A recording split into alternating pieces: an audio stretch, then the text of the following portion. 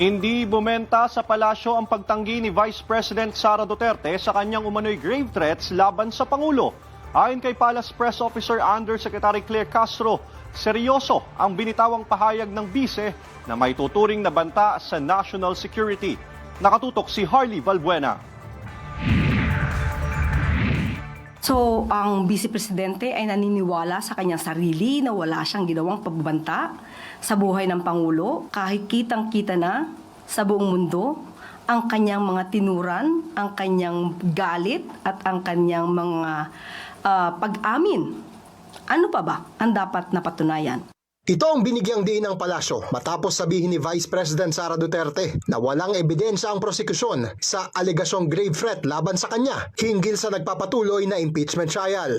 Ayon kay Yusek Castro, mismo ang pangalawang Pangulo ang nagsabing may kinausap na siyang tao para gawin ang pagpatay. Nanindigan din ito na ang ginawa ni VP Sara ay hindi simpleng grave threat lamang dahil ang pinagbantaan niya ay ang Pangulo ng Pilipinas at may tuturing itong issue sa national security. Hindi na raw niya kailangan pang magbigay ng prosekusyon ng karagdagang ebidensya dahil ang pag-amin ay nanggaling na mismo sa Vice Presidente. Kaya naman ito ang hamon ngayon ng palasyo sa kampo ni VP Sara.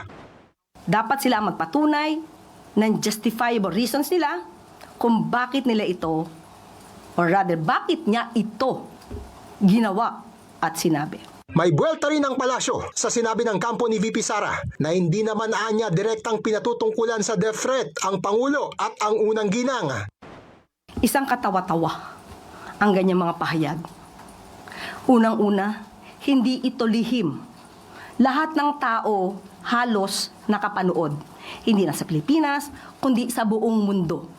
Naniniwala rin ang Malacanang na ang death threat ni VP Sara ay kaiba sa pagbabanta ng isang guro sa buhay ni dating Pangulong Rodrigo Duterte noong 2020 dahil si VP Sara ay nagkaroon na anya ng kasunduan para sa pagpatay. Harley Valbuena, IBC News.